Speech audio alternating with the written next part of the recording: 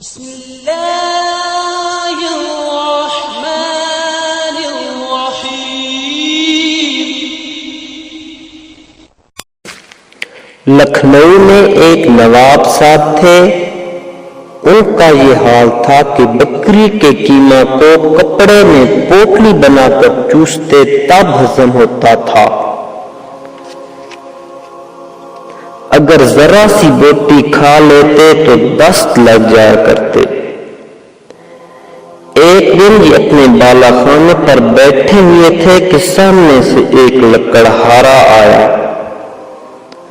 اس نے ایک درخت کے نیچے بوجھ رکھا، تھوڑی دیر بیٹھ کر ہوا لی، اس کے بعد ندی میں ہاتھ منہ دھویا اور سکون کے بعد چادر میں سے 4 روٹ موٹے موٹے نکالے، پیاز اور نمک کے ساتھ چاروں کو کھا گیا اور وہاں زمین پر لیٹ کر سو کر خراٹے لینے لگا۔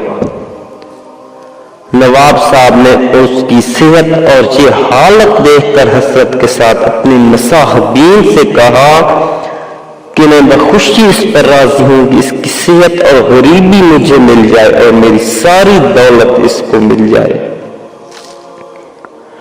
معلوم ہوا کہ کثرت مال پر لطف زندگانی کا مدار نہیں، بلکہ اس کا مدار نشاط روح پر ہے۔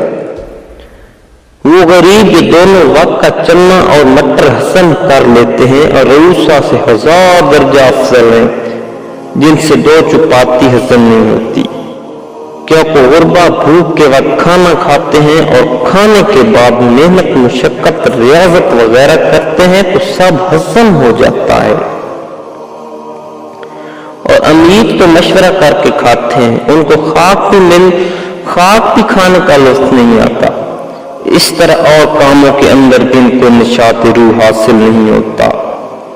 اب میں بباک دوہر کہتا ہوں کہ لطف زندگانی جو کچھ ہے دیندار کے پاس ہے، دنیا دار کے پاس کچھ بھی نہیں۔ اگر یہ ہمارا واقعہ پسند آئے تو ہمارے چینل کو سبسکرائب کریں، لائک کریں تاکہ بر وقت آپ کو ساری ویڈیوز ملتی رہیں۔